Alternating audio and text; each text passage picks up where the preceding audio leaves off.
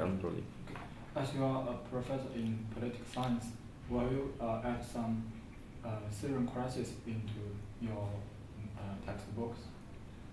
Syrian crisis in our textbooks? Yeah. Sure. Right now I'm teaching a graduate seminar and a senior undergraduate course in political science, international affairs. And both of these courses discuss the issues of Arab Spring and the issues of the protest movements emerging throughout the region. And we have a great interest by the students and the faculty to learn more about what's happening in the Middle East, why these revolutions taken place, and why all of a sudden the entire international community came to the rescue of the civilian population after a long period of time where no one really was as involved in supporting democratic reforms in the region. So definitely for international affairs students, particularly students living in the Middle East, and events in the Middle East are impacting their lives directly or indirectly. They are very interested to learn more about what's going on and what's happening around them and to make sense of it, whether in their studies or in their research.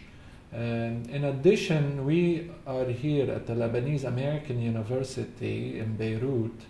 We have a large percentage of students from around the Arab countries. So we have people from Libya, we have people from Syria, we have people from Saudi Arabia and the Gulf states. In fact, I had one student, he was the grandson of the Libyan king. He was part of my courses that I offer here at LAU, and definitely the Arab Spring is of great interest to this mixture of students. So did you find out what's the reason why the revolution erupted in the whole Middle East in a sudden? Well,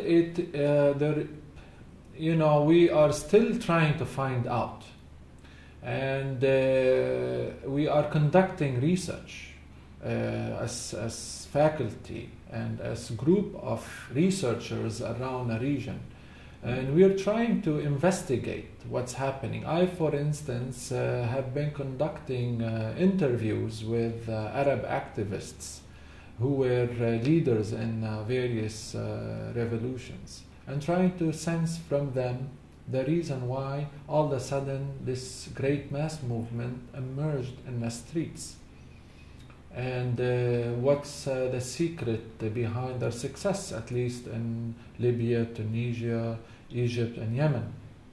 And there are things that we could tentatively speak about as causes for the revolutions. And there are things that similar causes between all, and there are things that are not similar. There are different causes, and these differences vary from one country to another.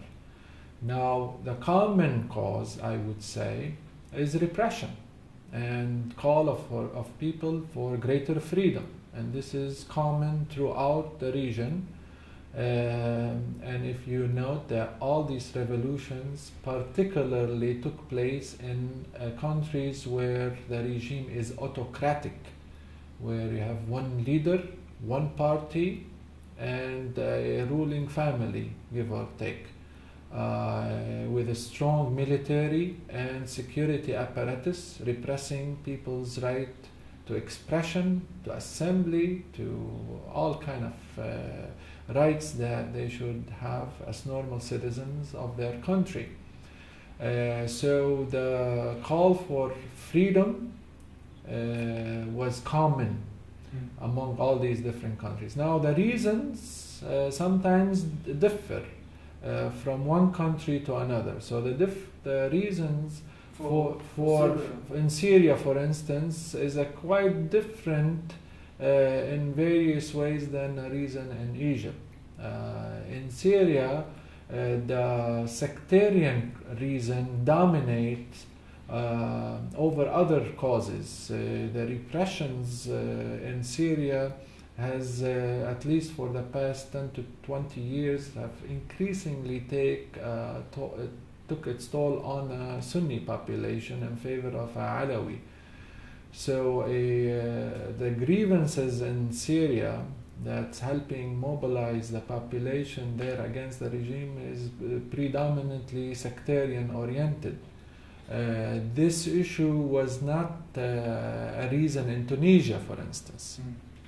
In Libya, some of the causes were tribal. The differences of certain tribe are having more gains and benefits being part of the regime than others. The people in Benghazi, for instance, were continuously feeling that they were left out. So there are differences as well to talk about. Now, the success stories of mobilization also is of interest. Why these revolutions took place with such success? We can definitely nowadays talk about a universal value that is being adopted by the young generation. And some of these values include the value of human rights, the value of citizenship, the value of being equal politically in rights and responsibilities. These have become a kind of universal, and they become more and more receptive by the young generation in the Arab world.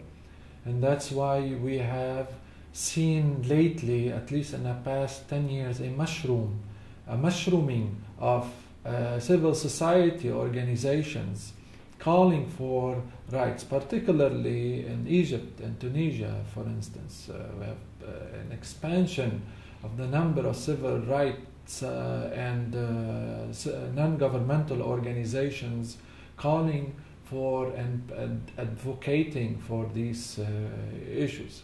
Now, technically speaking, also there are innovations, universal innovations, such as the internet, such as the social media, that were very critical and crucial in helping out the protesters link up to one another and organize effective campaigns for their cause without being easily repressed. So the social media, the internet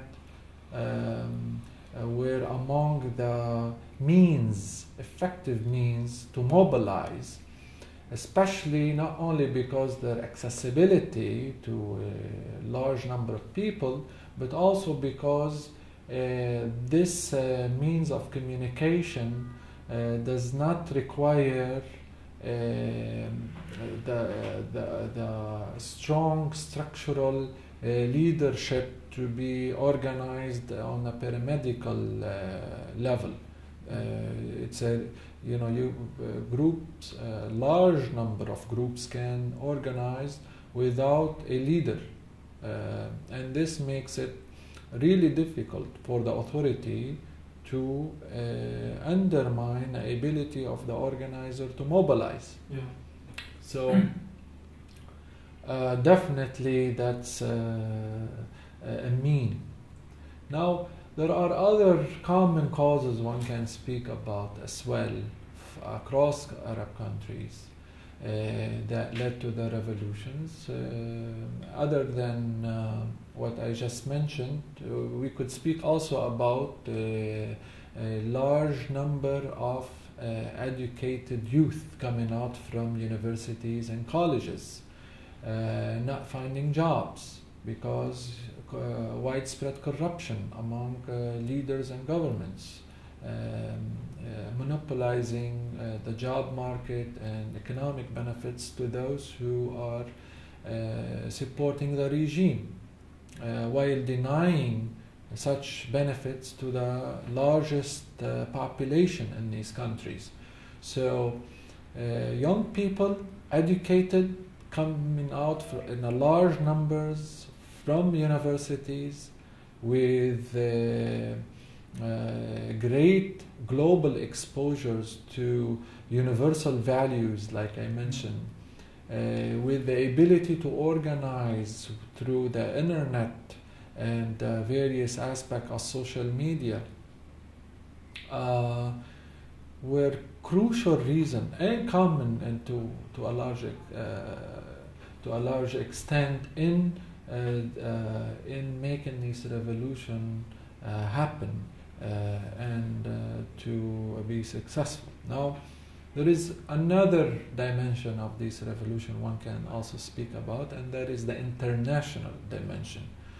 How the big powers such as Russia, China, United States, Europe, and Arab countries, particularly Gulf countries, have interacted with these revolutions.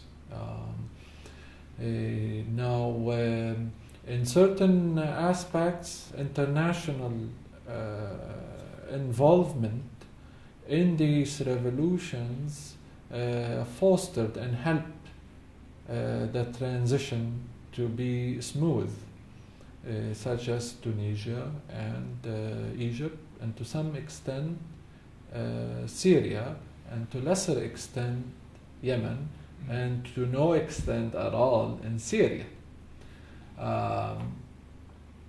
Of course, I mean, now these revolutions that's happening, like I said, with the internet, with the great involvement of the youth, have brought live images to the world of what's happening and how the regimes are repressing civil rights, which made it very difficult for international society to act as they used to act before. That is, we didn't hear nothing. Nowadays, they're forced not only to hear what's happening, and also to see what's happening.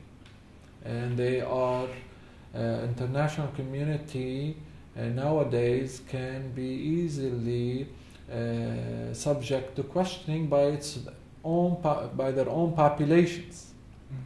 Okay, their own people in Europe will, if Europeans didn't do anything about what's happening in Libya, for instance, their country will be subjugated to questioning. So therefore, first, we have to know on an international level things are exposed, and they're very hard to manipulate like they used to be done before, government not responding and regimes repressing their own population without no one knowing about it. Now everybody knows. Live images emerging. And therefore, it is hard. Yet, we've seen smooth transition happening when the entire population came to the aid of the citizens, like what happened in Libya, and to some extent Yemen. However, in the case of Syria, it's proven to be very difficult.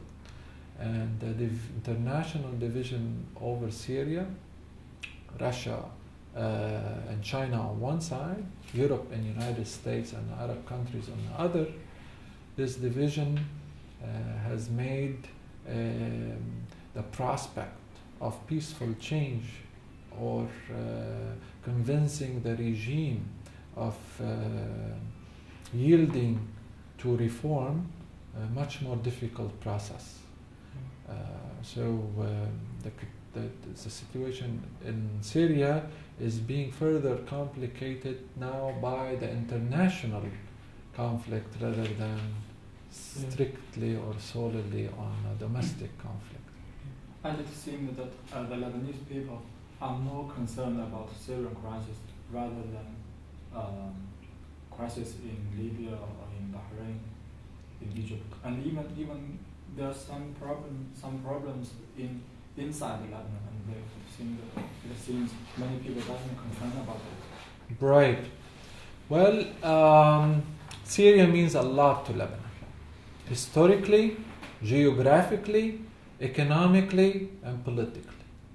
Syria shares with Lebanon the very extended border, very long and extended border. The Lebanese and Syrian people are mixed via marriage, via neighborhood, via villages, via several economic associations. Syria has a lot of extended investments in Lebanon, and Lebanese have so much investment in Syria. Syria played a vital role in Lebanon politically and economically for the past at least 40 years. So it is very critical for Lebanese to know what is happening in Syria, because that will eventually shape their own interests and their own political destiny. So what's happening in Syria is very, very alarming to many Lebanese. In fact, just last month, we conducted a survey here at the Lebanese American University with around 325 people from different sectarian groups to investigate and survey their opinion about what's happening in the Arab countries, and whether they have concerns, whether they have particular support to one country or another, and how they see the media coverage of these events. I'm interested about the media coverage. Oh, good. I could give you more when we are about to publish some of these results. Definitely, the survey that we conducted at the Lebanese American University shows that the largest number, like 90% of Lebanese, are very, very concerned about what's happening in Syria. And it showed also that almost 75% of the Lebanese spend on average 3 hours per day following news of what's happening in Syria and elsewhere in the Arab world on day. That's an indication of extreme wariness. They're very worries about what is happening in region and around them, and how this is going to impact their lives. Now, when we look, however, on Lebanese attitude and views about the revolutions, we find immediately differences on their sectarian affiliation, on how they. So we see definitely, for instance, that the Shiites in Lebanon are very supportive of the revolution in Bahrain, and forthcoming about voicing support to that revolution. However, in Syria, the Shiites are not supportive of the revolution, and they express extreme concern over the rise of Islamist radical Sunni groups, and that they fear that this will lead to a Sunni Shia struggle in Syria, and leads to similar outcome in Lebanon. Now, the Sunnis, on the other hand, they view the Arab revolutions throughout the region in very positive terms, particularly what's happening in Syria. Of course, there are Sunnis who don't, but as well as Shiite. There is but I'm saying significant percentages of Sunnis in Lebanon view what's happening in Syria in positive terms, and they think that this will open the prospect of a democratic society in Syria and plural participation by all groups in government, contrary to the practices of the current regime. Yeah. So sectarian attitude determines support to Arab revolutions, and particularly that of Syria. Yeah. And there's some analysts said that if the Syrian regime collapses, the political coalition here in Lebanon will change. I think also. Whatever happened in Syria will impact Lebanon. Whatever. If the Syrian regime right now succeeded in repressing the revolt and the opposition, that will impact Lebanon. How?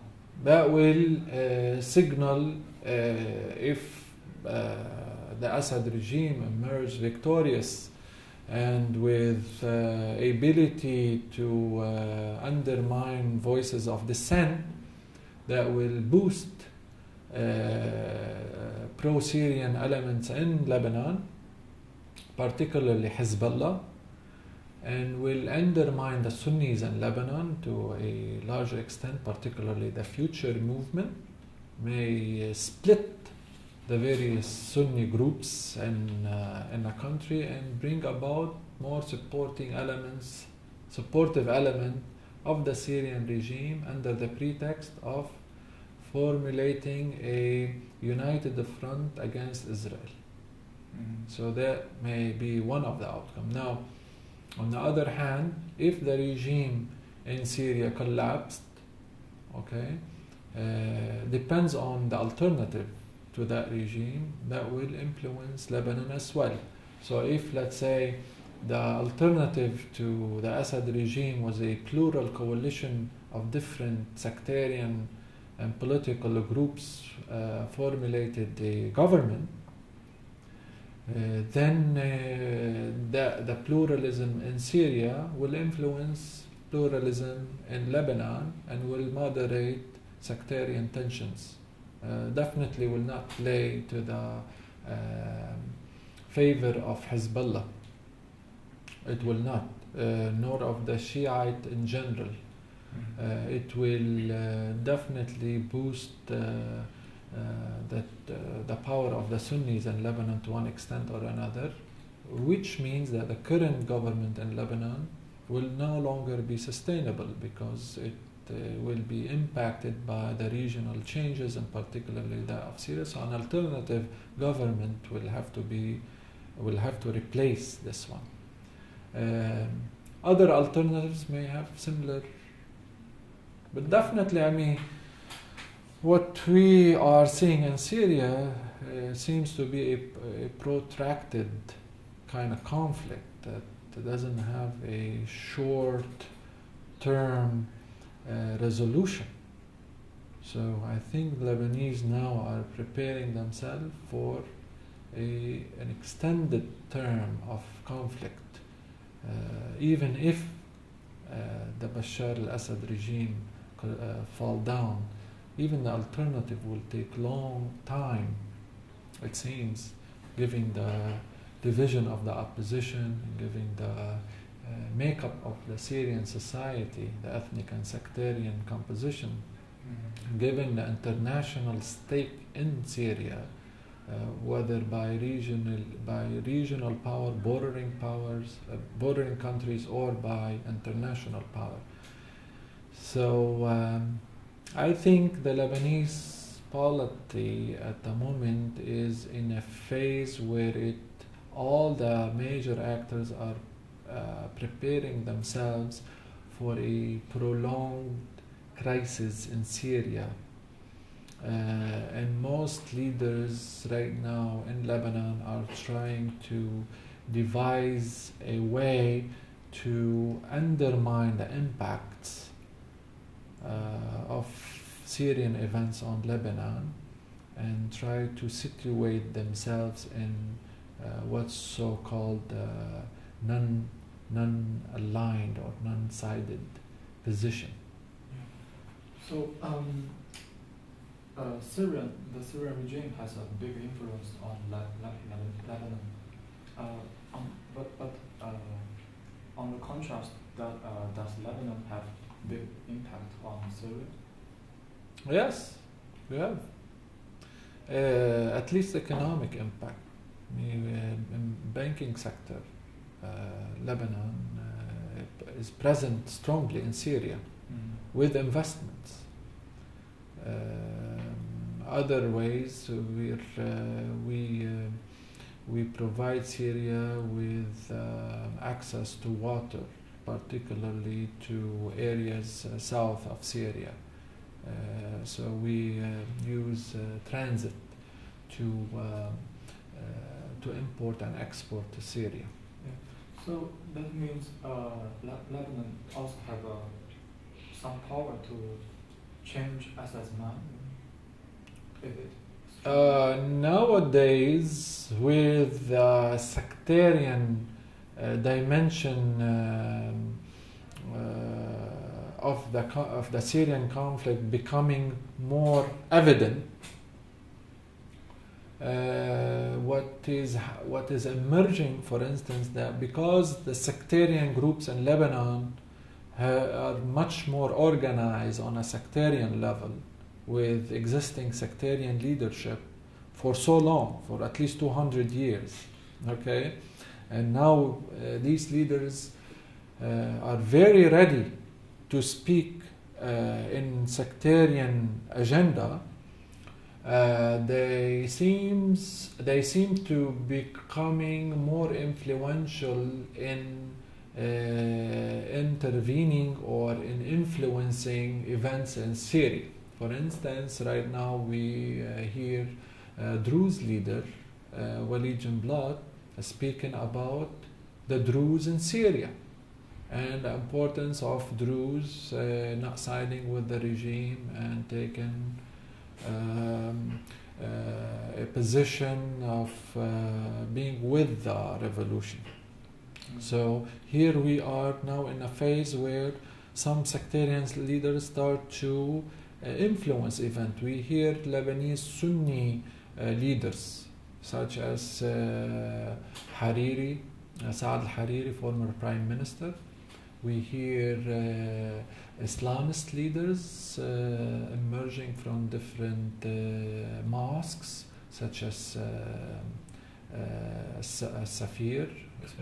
Asir, such as Al-Asir in Saida.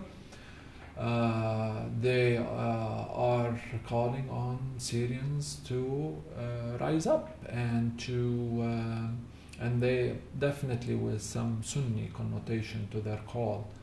And they're organizing protests. They're trying to, in every mean possible, to extend support to the Syrian uprising in terms of humanitarian aids, political aids, and we've been hearing a lot about even military aid to the insurgency. Hezbollah seems to be, at least the Syrian opposition seems to be blaming Hezbollah for many of atrocities happening in Syria and of being directly involved in giving orders and participating in repressions or in assisting the regime in various ways. And there were some news we've heard that some Hezbollah members were even killed in Syria, and they were brought to Lebanon, and Hezbollah prevented the media and others to cover their news. So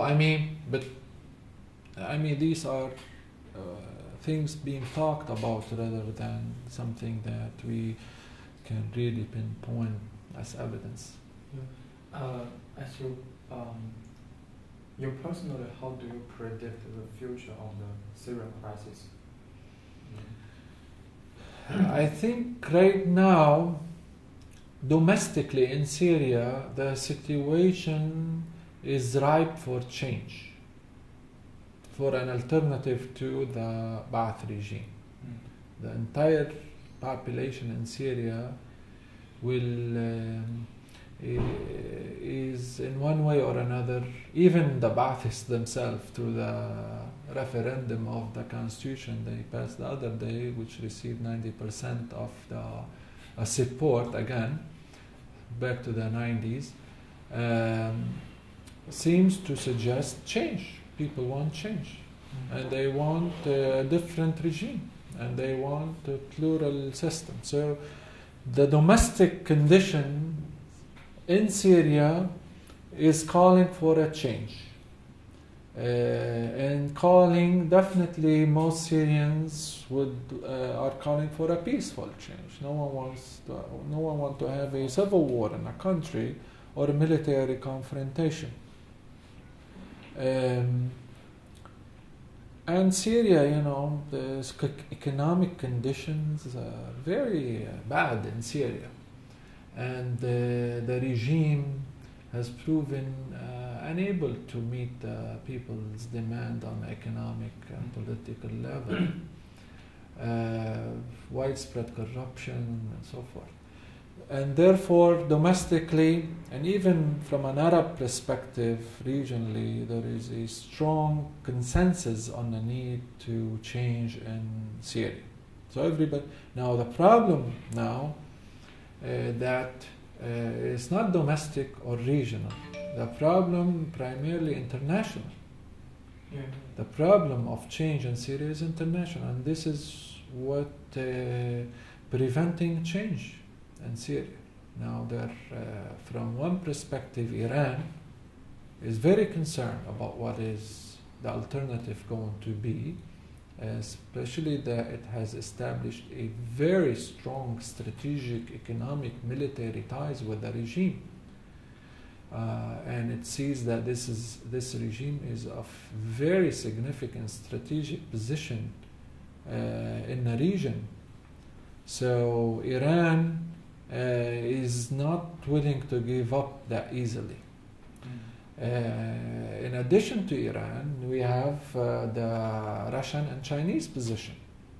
Russia and China also are concerned about the alternatives to the current regime, particularly Russia with strong economic ties and military ties to the regime itself.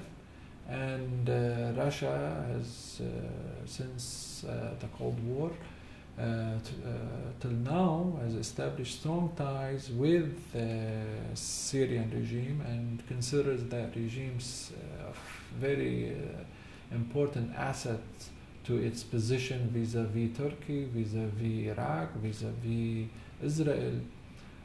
So it's very strategic for it, and it's not ready to give away. And then China is also concerned because China is, has reservation over a repeat of the Libyan or what's happening in Sudan.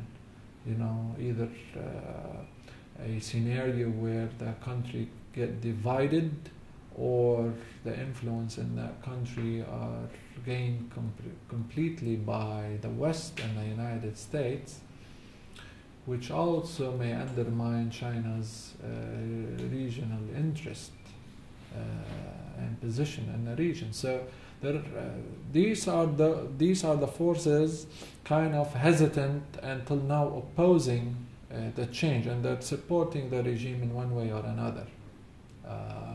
Now the West also has the West or West Europe, meaning Europe and the United States, are also concerned about changes, and they're not fully in support of changes in Syria. They are, most of their support till now has been symbolic, and I mean, no real significant support. I mean, they've been trying in the United Nations and UN Security Council to pass resolutions, but they know all the way along that they will be confronted by a veto. So their effort there, I mean, it's more political than materially manifested in real support. Yeah. So the whole world is really hesitant about change in Syria, and including Turkey, really, despite the political support. Turkey domestically is divided as well. Yeah. Yeah. Honest secularists are afraid from the rise of Islamists in Syria. So the momentum is not that of Libya, it's not that of Egypt, it's not that of Tunisia, international. And that is a major reason why the situation in Syria may not be resolved shortly. It may be extended unless the domestic forces in Syria become so dominant that they overwhelm the international calculations, such as a coup, a military coup, such as a major split in the army that will overwhelm the regime, such as a collapse of the regime because of inability to finance its operation. Now these things may become, domestically pressing to the extent that no international calculation can prevent it from happening. Yeah. And about Bashar al-Assad's destiny, will he be like Gaddafi or will he be like Saleh? Or maybe he will just... We're in a race, actually, I think. We're in a race. The race is between the international arrangement and that's of the national, and the national revolution. If the international arrangement failed to come up with a resolution to the Syrian crisis with some exit strategy for the Bashar al-Assad family and relatives, similar to that happened in Yemen with Saleh. If we fail to do that, and at the same time the revolution in Syria becomes severe and the regime falls down, then we might expect the fate of the Bashar al-Assad to be similar to Gaddafi, or to Saddam Hussein, or I doubt it will be a Mubarak. It will be brutal ending. However, if the international community intervened the way it intervened in Yemen, his fate could be either an exile, or he can be even he can resort back to his Alawi community and town and become one of the warlords, the way the Lebanese sectarian leaders are. They become another Lebanese sectarian leader, committed crimes in the past, but in the name of protecting the sect. So the sect will protect him as well. Okay. Thank you. All right. Okay. Thank you for Good. sharing. One more thing. Okay. Just can you tell your name on the camera? Okay, I'm Imad Salamey. Okay, if you want to address. I'm Imad Salamey, Associate Professor of Political Science, International Affairs at the Lebanese American University, and I'm specialized in democratic transition in the Middle East. Shukran. Thank you for sharing your point of view. All right, no Very, problem. very nice. Good. Yes. Hopefully Yes. that will help you in your report. No, take insight.